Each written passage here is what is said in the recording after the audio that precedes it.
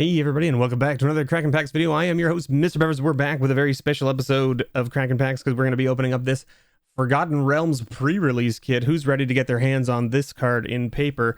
I feel like the super early release on Arena has maybe like dwindled some folks' anticipation for this set, especially since they've already banned Mythic and Standard from the play that's been going on in Arena. So we like to try to not show off our promo card. What have we got here? What is this? Oh, that's cool. So then these are foil, and you get that's pretty nice. So every pre-release kit has 3 foil tokens in it in addition to its other stuff, and they are the dungeon tokens that have, so just so that we're clear, this is the one that makes a Goblin token. So you've got the Goblin token. Okay, see? All right. This is the one that makes what? 2 skeleton tokens. So there's your skeleton token. And then I don't know why they did that. I don't know why they did a great job, except that they missed on the one, right? And that is, I guess technically you get the 4/4 after you've completed this, so that's fine to be on the back, right?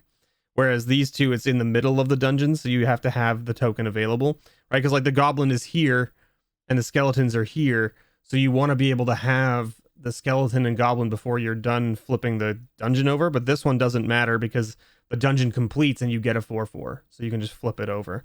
That's pretty nice, actually. I like that they did that. And we've got a little pamphlet here, of course, that's Xanathar's Guide to Dungeons, right? You can see the little goldfish there. And of course, our Beholder, good stuff, right? Xanathar 10, Silgar 0. And just tells you how to like build your deck and all that kind of stuff. Not as exciting as the squirrel one, in my opinion, from the Modern Horizons. So they've gone back to this old style of like, the die is like way in the bottom of the pack. It's way down in the bottom there. I don't know if you can see that. There it is. There's like a little slot for the die.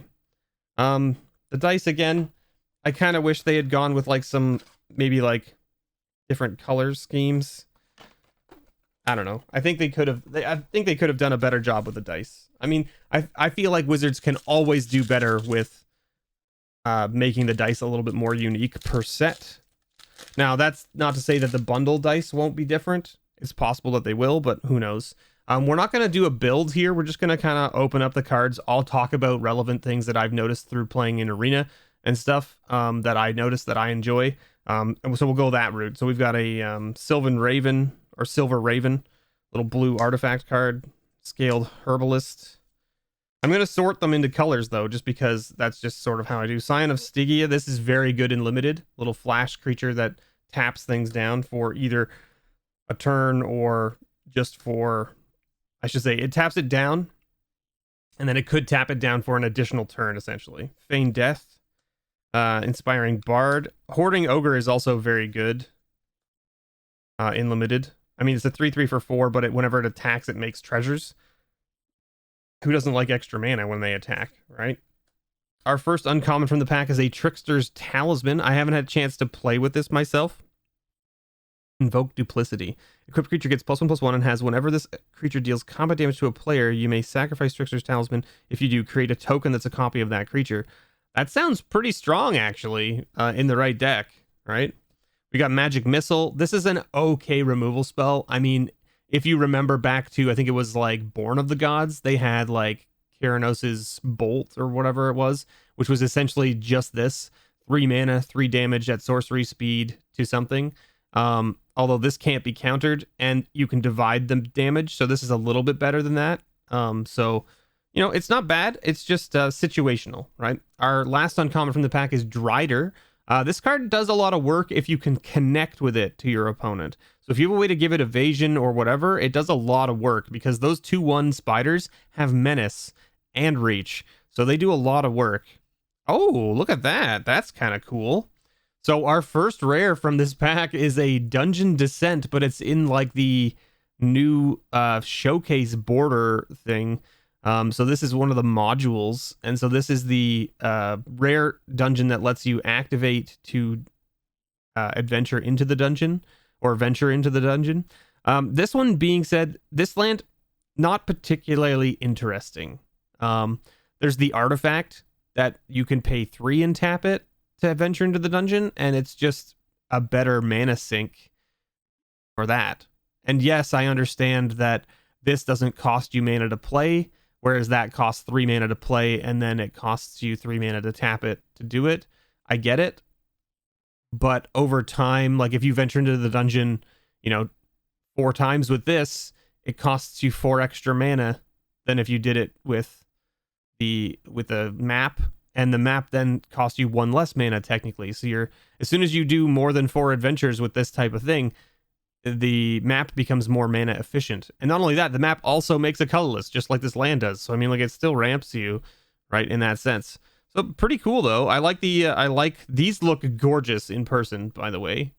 These, like, it doesn't look like a real Magic card. Let's be honest. It doesn't look like a real Magic card on the front of it, but of course the back, of course it's got Magic on it. I don't know, very cool design. I like the fact that they've added a little bit of flavor to the basic lands. So all the basic lands have like a little like flavor text to them, which is kind of neat. If I had to pick one out of that pack, I don't know. That's tough. What would I pick out of this pack? It'd probably be the Hoarding Ogre or the Valor Singer. Because Valor Singer is also very good in Limited, because it's a 2/3 for 3 that pumps one of your creatures every combat, so it's just very good. It's probably a toss-up between those. I think the Magic Missile is not strong enough removal for this set, personally.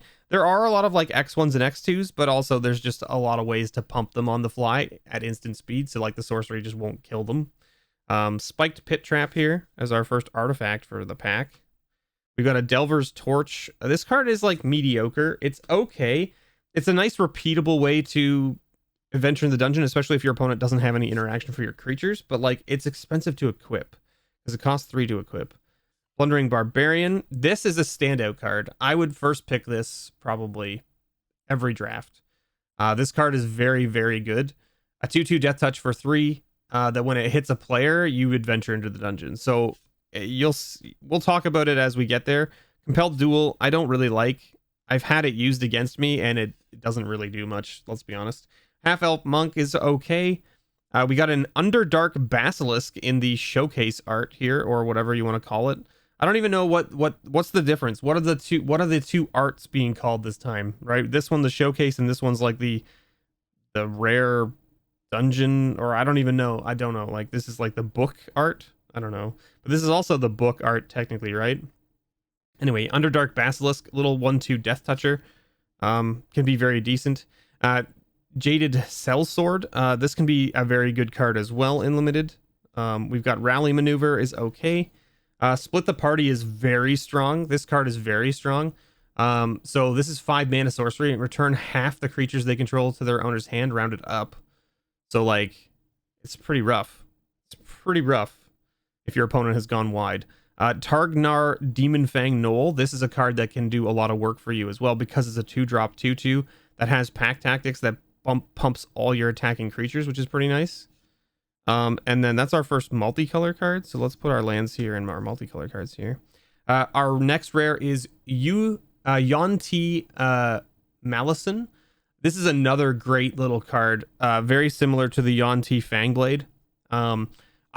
I would first pick this over the Yonti Fangblade just because it does the exact same effect, except it comes out a turn earlier, and it can't be blocked if it attacks alone, which means it already has evasion built into it, and it ventures into the dungeon like just by itself. It's very strong.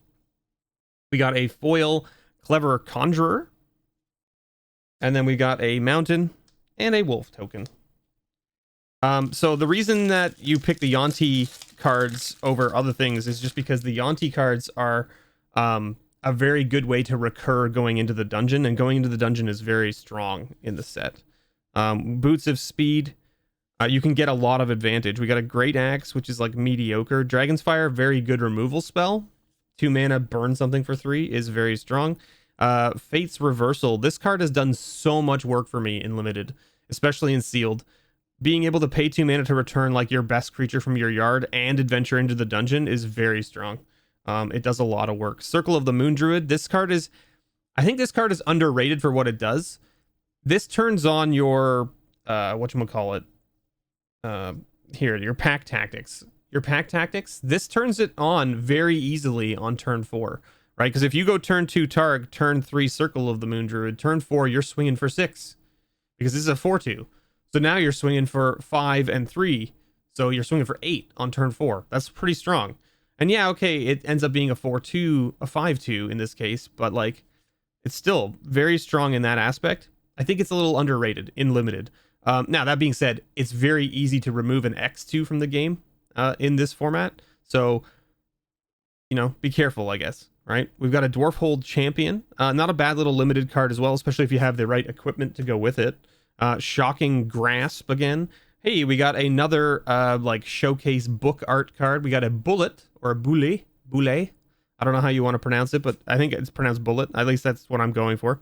So that goes there. We got a Jin Windseer. This is a very strong card in blue because it's a 3/3 flyer for 4.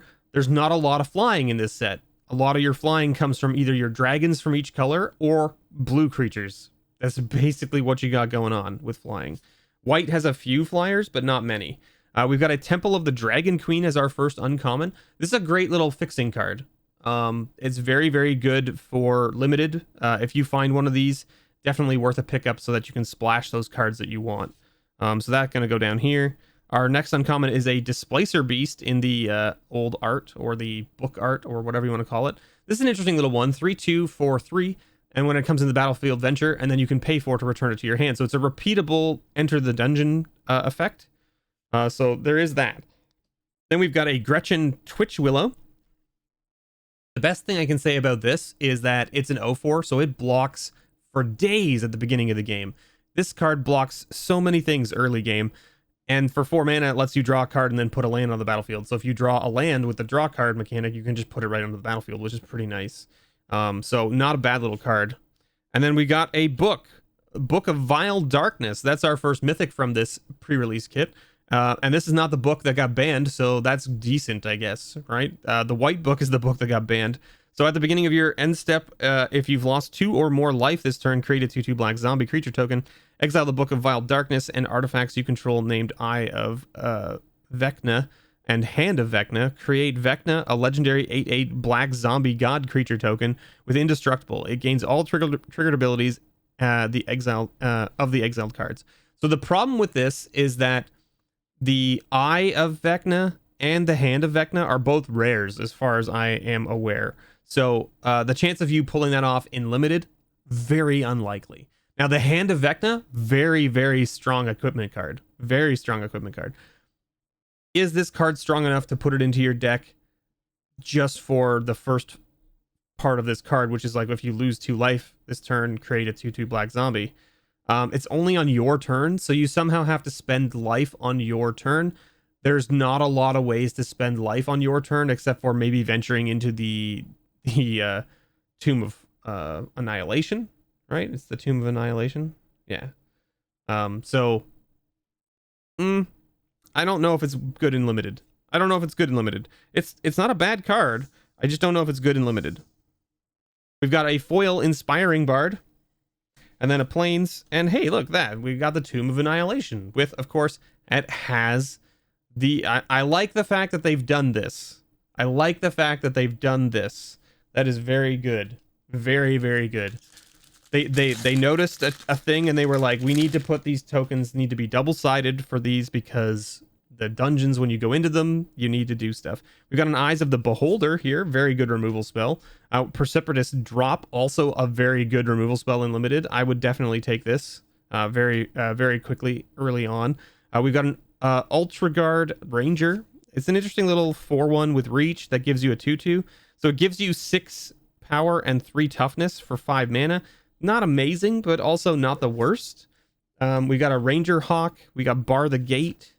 Bar the Gate I've seen played against me many times, and it doesn't seem to ever help the opponent enough to play it personally. But I mean, maybe if you had a bunch of copies and a lot of control, it'd be okay. We got a Brazen Dwarf. Whenever you roll 1 or more dice, it deals 1 damage to each opponent. It can be very strong in the right deck. Shambling Ghast. This card is very good in limited because it gives you 2 options. This is a turn 1 play that can trade up with an X2, okay? Or if they play something big or whatever, or say you're short a mana, or you want to play a 4-drop on turn 3, or whatever, you can get a treasure token with this. So, like, it's very strong. This is a very strong card. We've got a Chattering Skeletons as our next card here, but it's in the book art, so there you go. Or clattering, not chattering, clattering skeletons. My goodness, learn to read, Mr. B. But very decent card as well. A 4/3 for 4 mana, not bad in limited. Celestial Unicorn, again, very good in the right deck. If you have a lot of ways to gain life, these cards can get out of hand real fast.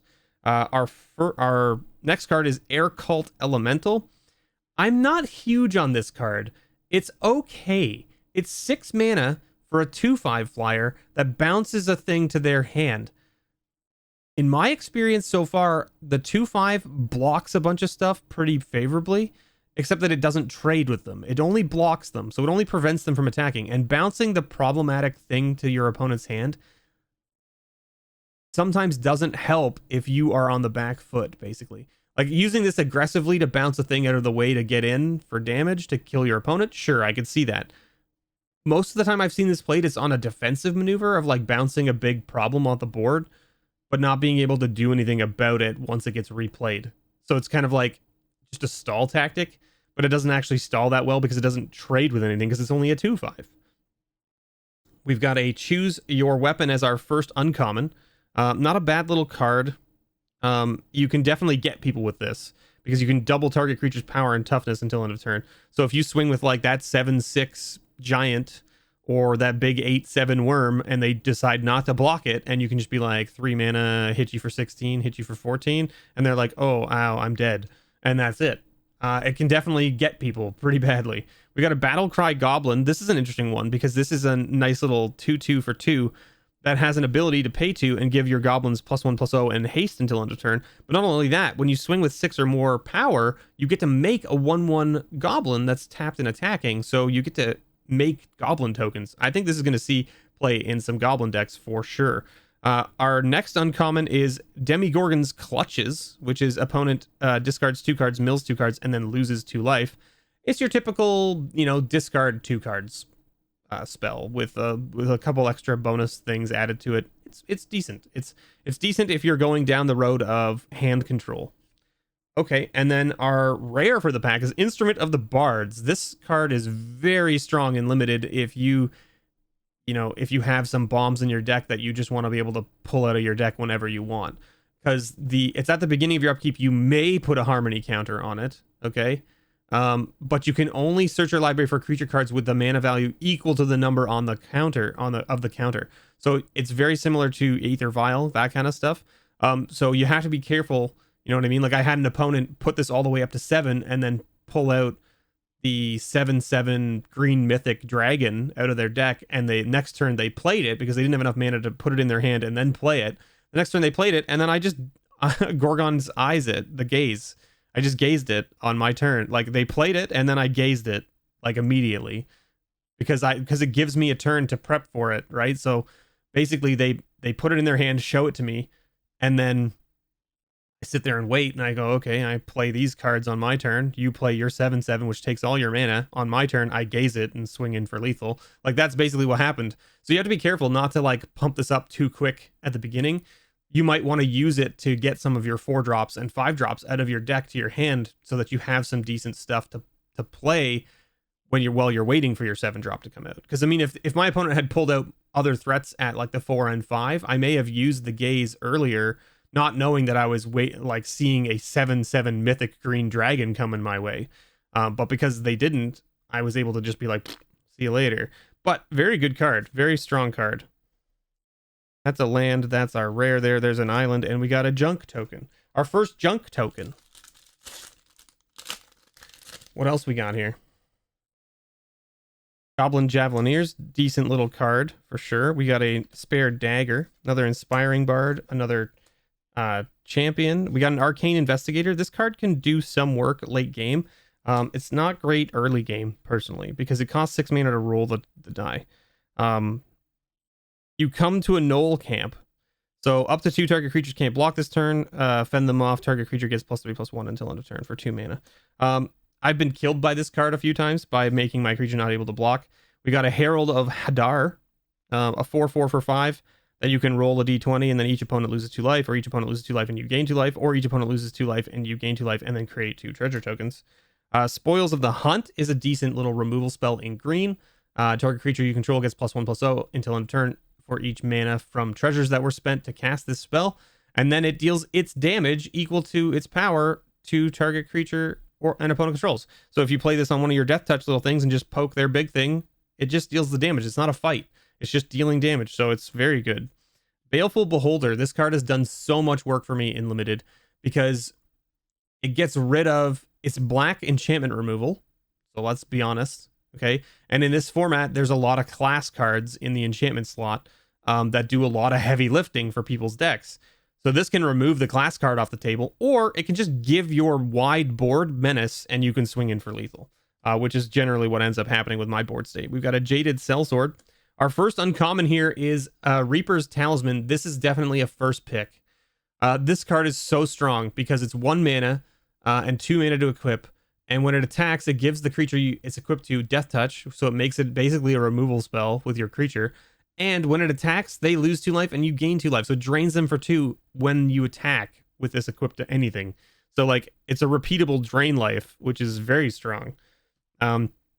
You find some prisoners. This card is actually very good. I've had this card do a lot of work for me because honestly, you exile the top 3 cards of their library until end of turn. You may play, you pick one of them. You may play that card, and you can use mana of any color to cast it.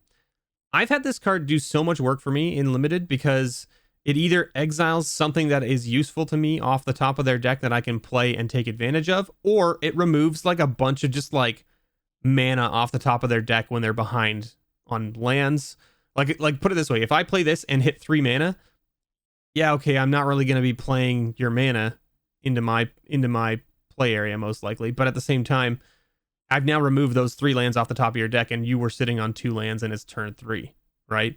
So like chances are you may be missing a land drop, right? So now you've just removed 3 more lands off the top of your deck. It might be a while before you get to play your next card, which is kind of interesting. But most of the time it hits at least one thing, which is pretty nice. Intrepid Outlander is a very good 2-drop. It's a 2/3 for 2 with reach. So this is very strong in this format. And then when you swing with power 6 or greater, you get to venture into the dungeon, which is like fine. Generally speaking, I don't like swinging with this creature unless I know I'm going to get that trigger and have a way to protect it. That's basically what it comes down to. But it's just a very good blocker early game. Teleportation Circle as our rare. So at the beginning of your end step, exile up to 1 target artifact or creature you control, then return that card to the battlefield under its owner's control. Not a bad little card. Definitely something I haven't had a chance to play with yet. Oh, we got the Lost Mine, which means it's got the skeleton on the back because it makes the Goblin tokens. So there you go. I haven't had a chance to play with Teleportation Circle yet, so I could see it being very good because there are a lot of enter the battlefield effects from many cards in this set.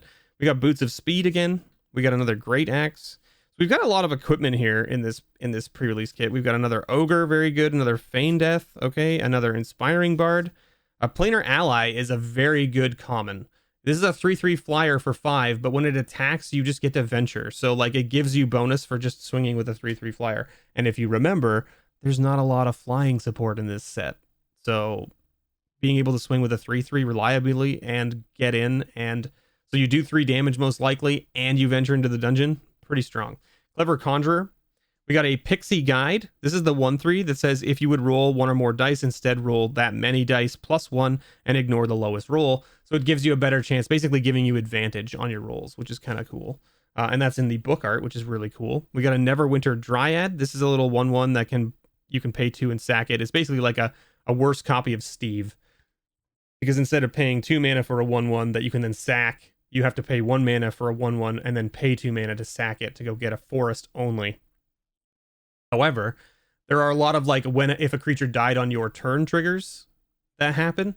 So this card is very good in that case because you can sack it on your turn to trigger your, did a creature die this turn things so that you can then get benefit. We got a... Okay, our first uncommon is Criddle? I think that's how you pronounce that. Criddle or Crydle of Baldur's Gate. And it's in the book art, which is really cool. That looks really neat. That looks really, really cool in that art. So it's a 1/3 for 2. I haven't had a chance to play with this card yet myself, but I've seen a lot of people play with it. It's very strong, right? So when it deals combat damage to a player, that player loses a life and mills the card, and then you gain a life and scry 1. And then whenever you attack, you may pay 2. And if you do, target creature can't be blocked this turn. So you can make Criddle unblockable to just get that drain on and also that scry every turn. So like very strong. We got a white dragon. That's a multicolor card. Okay, we got a white dragon here. The dragons are all fairly strong from what I can tell. I would say like the one that I am the least up on is probably the blue dragon, just because it's a 5/5 for, I think it's 7 mana, and it does a thing for a turn where it reduces the power level of creatures.